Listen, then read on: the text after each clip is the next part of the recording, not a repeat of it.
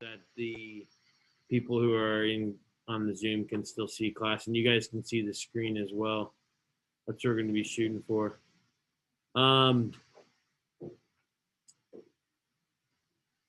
So what I'm going to do here is I'm going to admit everyone here in Zoom, and while I do that, I'm going to pose a question for them, and I'm going to have all of you go around the room and introduce yourselves again and talk to me a little bit. I just wanted to get to know you a little bit better now that I can actually see you here, all right?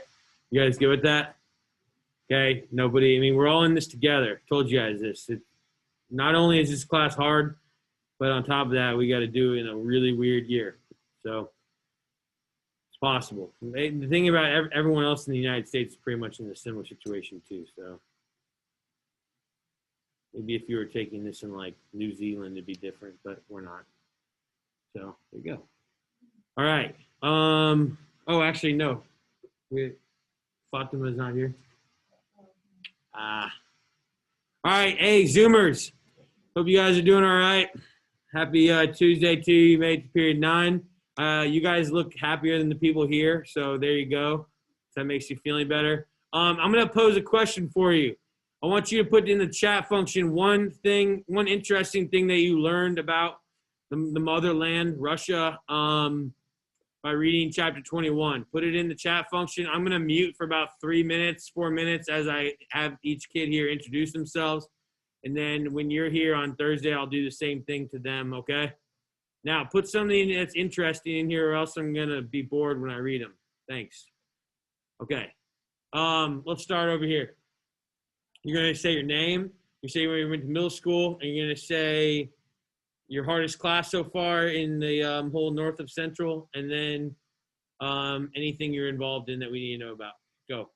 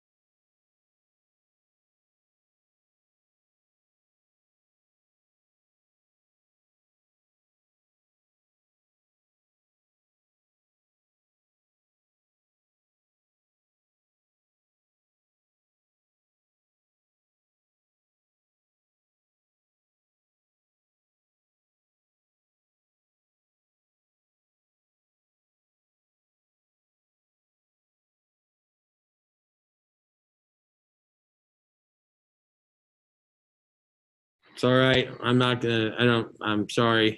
Don't mean for it to be that hard. Well, maybe it'll get a little easier here in person though. All right. Yeah, good. I'll help you out today for sure. Here's what our friends on the Zoom said. This is from Kenna. Upper class marriages featured the father of a bride giving the groom a small whip, symbolizing male dominance over women. That's strange. How they dominated in military building and conquest so quickly. The fact that Kenna, that's definitely, you pulled out the random fact out of the book that was there. Owen, the fact that Catherine took the throne because of her mentally unstable husband. Yes, that's an interesting one. We can maybe get into that tomorrow. Kennedy, Peter the Great ran Russia with absolutism. They did not treat serfs well. Peter the Great tried to Russianize Russia. They had to recruit people to go move places because most of their land was not very good. Ivan IV killed his own son. Catherine supported serfdom and made it stricter. All right, so that's what your peers said and what they learned. All right, we're going to move on here. So my Zoom friends, I'm going to take over the share of the screen, and we are going to talk a little bit about Russia here. It's not going to be super specific, and we are going to cover some background knowledge. Like I said, I'm only going to go for about 20 minutes if I didn't tell you already, maybe 25 at the most, and then we're going to talk about DBQ work. And since I finally actually have you here, I can teach, and hopefully it'll make a little more sense. Last period was actually phenomenal. I'm not even going to toot my own horn. It worked out pretty well. Okay. All right.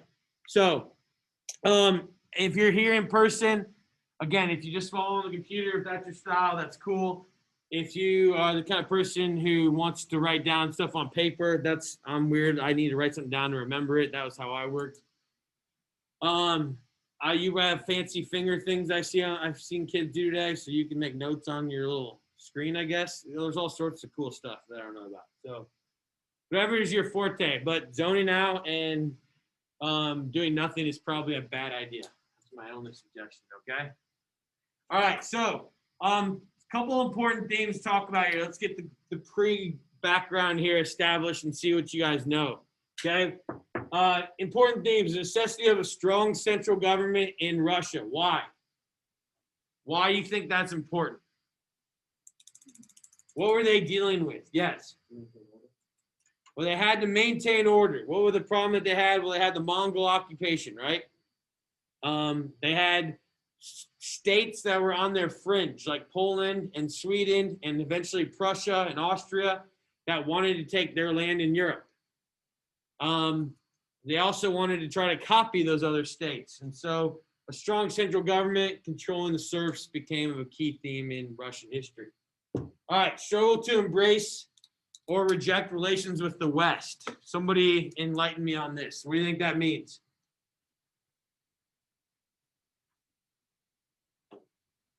Anybody, even some of you Zoomers, if you want to jump in. Because when you talk, I'm going to let you know this now, it goes over my speaker if you talk loud enough that everyone can hear you. It's cool. So what does that mean, the struggle to embrace or reject relations with the West? Who's the West? We're talking about Western Europe. Talking about the Habsburgs in Austria. We're talking about the Hohenzollerns in Prussia, Sweden for a short period of time, but also you're talking about France, Britain, the Netherlands, Spanish, etc. Okay. Did Russia, this is the question we're going to have to answer and ask ourselves right here. Did Russia embrace or reject? What's the correct answer? She said reject. You said embrace. Who's right? Neither one of you. You know why? But you're also both right at the same time, because they rejected some ideas and embraced others. Can we agree on that? Yeah. Okay, and that's the key to remember, is that yes, they tried to act like Western Europe, but they didn't. Ultimately, they weren't necessarily as successful, and that's why they end up in a nasty, nasty revolution in 1917. And they failed to adopt Enlightenment ideas. And we haven't totally talked about the Enlightenment yet, but we will. Okay, expansion by conquest. A couple people said this on the Zoom. Need for warm water ports. Why is there a need for warm water ports if you are Russia in the 1700s, 1800s? Yes. Country full of ice. Yeah, it's cold in Russia. That's like a cliche statement. It's like saying like the sun comes up in the morning. We know that it's cold in Russia, but like it actually is cold and their rivers freeze. And there's oftentimes you cannot access the ports year round. So you need warm water ports. Where are the warm water ports in Russia that they fought for? One of them is talked about probably in this book. The other one you don't know yet because they had to fight a war against the empire you haven't talked about yet. St. Petersburg, right? On the Baltic Sea. Okay?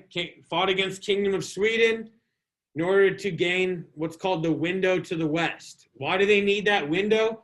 Because they desperately, Russia wants to get involved in mercantilism. Why? Because the Russian czars, the Romanovs, wanted to be rich like all of their rich friends around the rest of Europe that were rulers, right? Yeah. Two, the other one then is in an area you maybe haven't heard of too much called the Crimea. You guys know where the Crimea is? Where is it, Katie? It's like, I want to say the Black Sea. Bingo. Good. Good. It's on the Black Sea. And Russia constantly wanted to have land along the Black Sea. Obviously, if you maybe you've heard this, there's a lot of oil there and natural gas to this day. But also, it is a window into being able to trade in the Mediterranean, which then means they can trade possibly down the Suez Canal when it's built and gives them access to more trade. Okay. Also, then during the expansionist policies of Peter and Catherine, they're going to gain warm water ports in Asia as well. Okay. Close to Japan and Korea. All right. So, these three make sense to you guys now? We good? All right. Cool. Hey, Zoomers, if you have questions, put them in the chat function, okay? And I will attempt to look at them or see if they're there. All right. So, let's go back to a little bit of review here. Here's early Russia. Okay. Anyone in the class remember what Russia started out as? What was it called? Yeah. Kievan Rus, exactly. Okay. Kievan Rus, you had the Kingdom of Hungary here set up by the Magyars. And obviously, if you remember right, we talked about how they were highly influenced by the Orthodox Church. Okay. On top of that, or the Byzantine Empire is what I meant to say. But the Orthodox Church was a huge influence. And again, I think that hopefully means a little more to you now since we've talked about the Reformation. That split of 1054, they were Orthodox, not Catholic, and Russia to this day is still Orthodox. And the power of the church was always very important in a tough power play between the Russian czars and the church. Okay, I wanted you to see inside a Russian cathedral or basilica. Okay, you notice the difference between this and Catholic cathedrals and Protestant churches. Protestant churches were typically a little bit bland. Catholic churches had a lot of stained glass. The Orthodox churches, and you can see my really cheap one from China over there that I bought in Greece because I had to get rid of my euros. And I was like, this would look cool in my classroom possibly. That is that's what they call an icon, but again, it's mass produced. But these are all icons and mosaics, if you remember right. Okay, so that became part of Russian art and culture as well. The other influence, if you guys remember right, from Methodius and Cyril, the two missionaries from the Byzantine Empire, was their alphabet. Okay, so here you can see Russian letter and then the English translation or equivalent. That's why it's challenging to read messages in Cyrillic. Okay, does that make sense to you guys? So, that was the Byzantine Empire. And this means that, again, they embrace a different alphabet than the West, which that's going to make it difficult for them to trade. That creates a trade barrier over time as the Germanic languages mix with the Latin languages, and you get French, Italian, Spanish, eventually English, German, okay, using the same alphabet. All right. Moving on here then, a quick timeline. I think I tend to press this too fast, but you don't need to write this down. I think it's good for you guys to see it though, and as it serves as a reminder here. So Kievan Rus, late 800s to around the 12th century. Then Novgorod replaces Kiev as the kind of the main town on the trade route between Sweden and the Byzantine Empire. And then the Mongol occupation.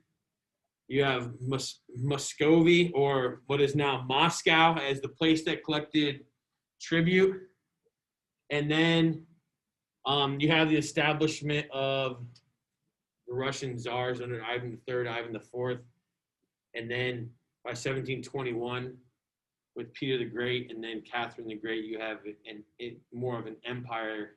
Okay, what's the difference between an empire and maybe just a nation state?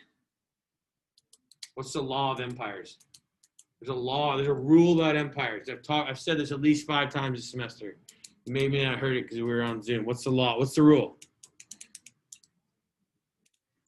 Empire, the rule of empires. If you aren't expanding, you are probably shrinking. If you aren't shrinking, you're probably growing.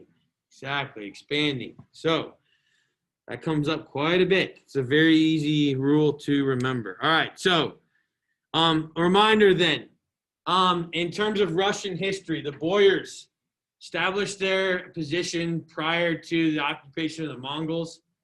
After the occupation of the Mongols, the boyars are still going to assert their influence, and they're the ones that will eventually choose the Romanovs to become the first czars of Russia. Do these look like Europeans to you? It's kind of a mix between a Central Asian feel with a European feel. And the thing is over time, as the Russian Empire becomes more and more European-like, they attempt to eliminate their history of the Mongol occupation. I had a good friend who went to school in Latvia under Soviet occupation. And he would say that when they taught about Russian history, because they had to learn Russian in Latvia, that they erased the history of the Mongols. They don't talk about Mongol occupation as if it never happened. And that was part of what's called Stalinism. When Joseph Stalin was in power, he attempted to get rid of it. So they're not, even though it happened, they're not proud of it. It's because the boyars, the Russian landowners, okay, who collected taxes, would still come out in power after the rule of the Mongols. Okay, this is kind of redundant, but you guys remember the Golden Horde? You remember that they stopped essentially in Poland and Hungary after they destroyed Hungary and turned around because of the death of the Kagan, and they did not take over Western Europe like they could have. Okay, by 1462, with Ivan III, known as Ivan the Great, you have the establishment of the position of the Tsar with the capital at Moscow. And here's the picture of the Tsar tearing up the last demand for tribute from the Great Khan. All right. And so this is kind of symbolic of Russia establishing itself as a kind of a fringe state at the same time that a lot of other things are going on. Look at that time period that Ivan III ruled. Okay? 1462 to 1505. I want this class to come up with at least 5 important other world events that are going on when this happened. Okay, when Ivan the Great, again, the third ruled, 5 other important things are happening around the world. Name them. Come on. Yeah, out loud. This is the beauty of being here. I get to see you think. I'll give you one. In this time period, you have global exploration has started and the Columbian Exchange. That's one. Give me 4 more now I need. Come on. Mercantilism. All right, so the beginning, because Europe gets their mouth, they get that taste in their mouth for gold and silver when they take over the Aztec and the Inca and destroy American culture. There you go. What else? Charlotte. The decline of the Mongol Empire. Okay, that could be one. I'd also go with like the rise of the Ottoman Empire and the taking of Constantinople in 1453 is a big factor. Anything else we might throw in there? Which was sparked by, the Columbian Exchange and sparked by global exploration. Good. You're missing the 2 R words that we talked about last week. Since you already participated, I'm going to let Carson run with it. The Renaissance, which led to the Reformation. Yeah, exactly. Good. So you'll see that the rise of Russia kind of coincided with the rise of other European nation states. Remember that whole idea? It's just they didn't have access to the same things that these nation states had in the massive advantage. All right. So the growth of Russia by 1600. Take a look at it, please, on the map. What do you guys notice? Okay, this is by 1462. The light green is by 1533, and the the other color green is by 1598. What do we think here? Karma. You took the coast first. Okay, so they did take coast area along the Bering Sea and that's not sorry, the Bering Sea is over here. This would be the North Sea. But the issue with that is a lot of this was frozen, like year round. Okay, but movement north, definitely. Movement, which way would this be? East. Okay, and part of that was done by Cossacks. Someone mentioned that in the chat earlier. Cossacks were these kind of, you would equate them to like American cowboys. All right. Pioneering guys who didn't necessarily follow the rules, who tried to go take land and take over the smaller kind of nomadic peoples that were there that were left in the remnants of the Mongols, right? And so what the issue, and I want you to recognize this, that with this land though, is it's not particularly good for what? Yeah, it's not particularly good for agriculture, exactly. And so even though they expand quickly and it looks impressive on a map, okay, they have to have access, again, to be able to trade and have more land in the southern part of Central Asia that's going to be able to produce more food. All right, let's keep going here then. Okay, so obviously Ivan III leads to Ivan IV. Ivan IV leads to no male heir because he killed his own male heir in drunken fit, and he also really messed up the ties with the church and with the nobles. Okay, and so that constant power play will end when the nobles, after what's known as the time of troubles. This is on your test on Friday. I'm going to throw it out there. Okay, but the time of troubles is this period between the death of Ivan IV and in 1613, the rise of Michael Romanov. And what you end up with is Poland and Sweden trying to take pieces of Western Russia, their most coveted land, because it's their window to the West. All right. So Michael Romanov will be elected by the Council of Boyars to be the Tsar. And you guys know Tsar. I want to be straight up with you guys. Sorry if you're the Zoomers here, just listen. But you're going to see Tsar spelled a lot of different ways.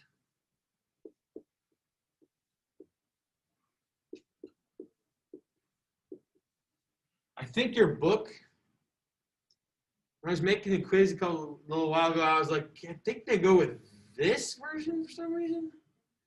But you'll see Tsar spelled this way more often, which should remind you of what Roman word? Yeah, Caesar.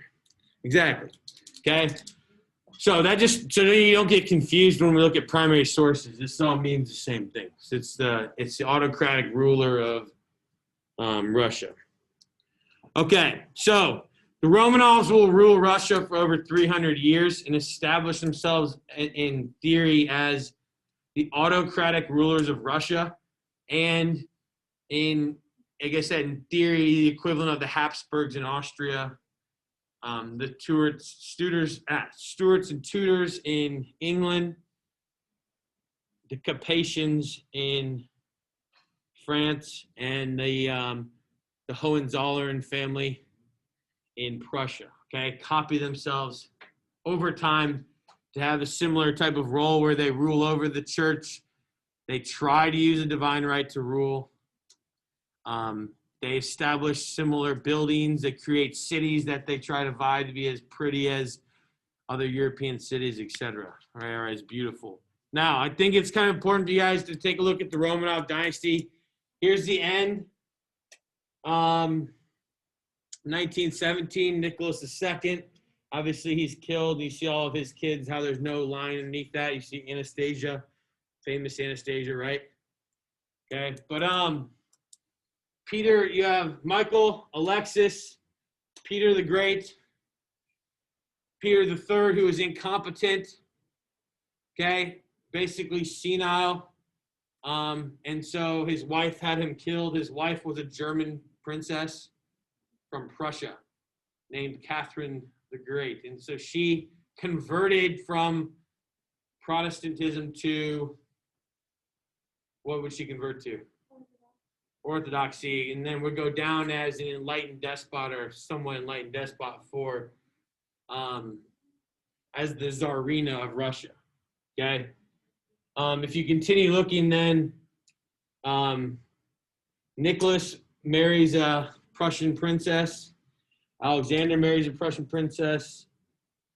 The House of Windsor and Queen Victoria also married into the Prussian aristocracy. So by the time World War I starts, there are 3 first cousins who are in charge of the kings of England, Germany, and Russia.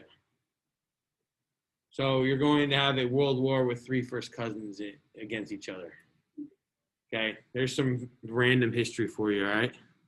Which I think is interesting. So let's then look briefly here at the pendulum of Russian history. And this is what I wanted you guys to kind of think about today. So, in a sense, Russia was anti-Western. So against Europe. Isolationist, xenophobic, and very conservative. Can you guys explain to me kind of how I would say that they were very ultra conservative? What did they not do that other places would slowly do?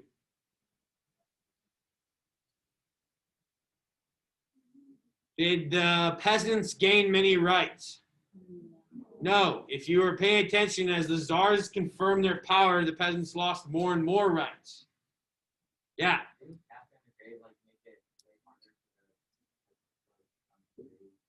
Yeah. The rules continued to get stronger and stronger that the serfs were legally bound to the land and that nobles could punish them however they wanted to. I mean, Stalin's, not Stalin, but Lenin's brother was killed, hung in the street in the late 1800s for being blamed for hoarding potatoes underneath his bed. Okay? When someone planted him there just so that the nobles could get rid of him because they knew he was a dissident. So most czars before, again, Peter and Catherine, anti-West, were dictated by the church. The military and the nobles, called the boyars, were more important, and the peasants had no power. Okay, so that's how you would consider them anti-West and like the Chinese xenophobic. All right? Now, how do we consider them to be pro-West?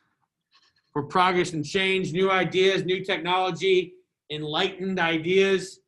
Throw it out there. What do you guys see? Come on, didn't you see one of my favorite pictures in world history? Peter the Great making the boyars cut their beards off. No? Oh, you guys missed that picture in the textbook. Guys, are one of my favorite ones. Maybe we have to look at it tomorrow then. I love cutting of the beards. All right, so a few czars. Which ones in particular? Peter and Catherine, right? The intellectual elites. This was bringing in help from Britain and France and from the Netherlands or the Dutch to basically help them learn how to have a growing middle class and learn how to have more manufacturing. More merchants, again, more middle class businessmen, and less farmers and bureaucrats that just worked in the government. All right, does that make sense? Okay, now which one would end up working more? I'm not going to make Karma and Tony feel bad again because it's a pendulum. It's swayed. That's what pendulums do, right? They kind of ebb and flow. Does that make sense, Fatima? Up and down. Exactly. All right. Good. We're going to stop there for the purposes of that today. On the note of taking, if you were paying attention, thank you. Some of you, and I call a couple of you, are just staring off into space. You know who you are. Done this long enough. Even though I haven't seen a student live in 7 months, I do teach tennis, though. Or coach tennis to 60 kids. All right. Hey, Zoomers. Here's what we are going to do. I'm going to pull up. I want you guys to go on Canvas. I want you to pull up the document-based question from yesterday, those documents. And they're under modules. And I only looked at a couple people's submission from yesterday, but there was one in particular that I thought was pretty solid. And I don't have the person's name on here. They'll know who they are, but they're not going to make a big deal about it because they're going to show some humility because they understand the meaning of life. But yesterday I had asked you guys to source the 7 documents from that DBQ. Okay, because we're going to be using that to kind of frame an argument and learn how to work with documents better. I will say this is way too much writing. You're not going to ever have time to do that in a 50-minute period. But this was really good in terms of just kind of explaining the ideas. And I wanted to kind of help bring it down to a smaller idea that would be easier to write, okay? So document 1 was from the King James of England. Speaker of the document has a very apparent God complex. They, most likely he, that's correct, believes the kings are on the level of God. So that right there is called absolutism. And it's called the divine right to rule, meaning that during the age of absolutism, kings claimed that God had ordained them to be in rule and give them power. And they actually thought that. And their constituents believed it because they said it. Now, we all know that doesn't make sense, right, in 2020. But that's what that could best be summed up as. The speaker is closed-minded, not open to new ideas or customs. So that's pointing out limitation. That's pointing out the obvious bias. That's awesome. Okay? Bingo. The second document was Louis XVI, who was murdered in the French Revolution. Okay? Speaker believed in one command affecting a large majority of people. This meant they did not need to be questioned for their choices if their choices were the right ones. That's what absolutism did not need to be questioned or could not be questioned. That stands for absolutism, right? So that's kind of the easiest way to say that. That's what the meaning is. And then the bias, the point of view limitation is that did this person have anyone telling them or constricting their rights or what they could do? No. Okay, so that was kind of the obvious bias or limitation in that as well. And so I just wanted to point that out. And the third one, he or she, I'm not going to say who it is, also kind of talked about Thomas Hobbes and the idea that Hobbes said if you leave 2 people together to try to rule, what are they going to do to each other? One's going to eat the other one. Okay? When I say eat, I mean they're going to kill them. Okay? But in order to not let that happen, you have to let somebody have what over you? Power over you. Exactly. All right. So that was a really good start. I wanted to give you a good example of somebody who I thought was inching towards where we need to go. So thank you to said individual. It actually was Karma. You guys can give Karma a round of applause. Since we're actually in person, nice job, Karma. There you go. All right. The next thing I wanted to look at then was the actual sources, okay? So, Zoomers, can you see the document on your screen now? The DBQ? Or do you just see my canvas? All right, I gotta change this up. I apologize. I'm trying to figure this whole thing out. So what I'm gonna do is share my second desktop with you guys. Does that work now? Awesome. So this is the document-based question. And what time do we get out of here? 39, is it soon? No, we got time. All right. So when we work with document-based questions, DBQs, the question is, were Russian czars more or less successful than Western European kings in establishing absolutism on their kingdoms? So what I like to do, you guys can watch this if you're on Zoom, but what I like to do is, on one side, I like to put historical limitation, bias, point of view. On the other side, I like to put how it answers the question. Try to sum it up in as least amount of words as possible so I can come to a conclusion or a thesis statement. Okay, so a lot of times I'll do something like this. We already know this one. The state of monarchy is the supreme thing upon earth. So this person's biased. I mean, no check on power. No checks. Absolute. Okay. Kings are justly called gods, for they exercise a divine power upon earth. God hath power to create and destroy, make or unmake at his pleasure. So basically, this is saying that kings are divine and the belief in the divine right to rule. Now, how is that going to help us answer this question? Because if the King of England, and then down here we'll see the King of France, could establish themselves as saying and claiming they had the divine right to rule, then the Russian czars would have to be able to do the same thing, right? And if they couldn't do the same thing, would they be as successful? No. So I'm not trying to be the giver away of all the answers, which I just did. Okay, but I just did. Okay? So in your thesis, you're probably going to say something to the extent of the Europeans established absolutism, whereas the Russian czars tried to establish absolutism, okay, but failed for particular reasons, okay, or failed in the end. All right, and so you would get three groupings out of that as well. I went through all these documents because the last period is a lot longer than your period. Is there any document in particular anyone struggle with they want me to kind of work with the whole group on the Zoom? Yes, which one? The last one. The last one's interesting because the last document here, it talks about the Communist Revolution of 1917. So the limitation here is, one, this person's writing about Catherine, they're talking about Peter, and secondly, it's written way after the actual event happened. And so you can assume that that means that there's some bias in the fact that they're writing this so far after and it could have changed. Okay. The actual meaning, though, is to show you that Peter the Great tried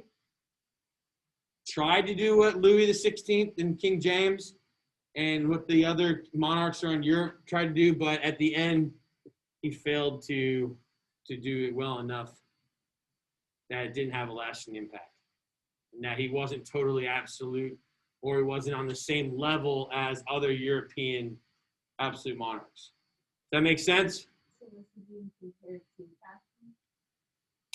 How it just says how great of an effort, okay? And then so that when he died, there were not enough wealthy, far-sighted traders and industrialists to develop what he had begun.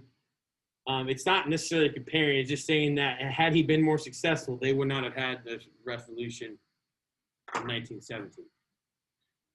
Okay, so here's what you guys are going to do. Zoomers, you're with me. I'm going to switch up the screen share because now I know how to do that. And we're going to look at back at my desktop. So if you guys can go to Canvas modules, okay, go to chapters 18, 20, 21, please. Okay, and what you're going to see is 1020 DBQ grouping and thesis statement. So, excuse me, a lot of talking. I wrote, use what we talk about in class about grouping and thesis creation to group the following documents in 3 main ideas and create a thesis statement. Below is the prompt again.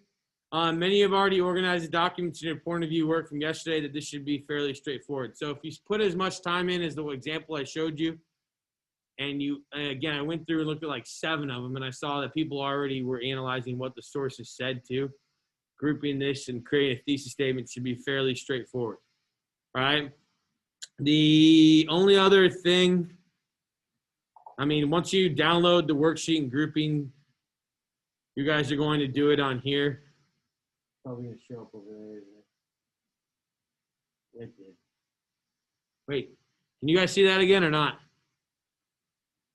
No. Just see your Canvas page.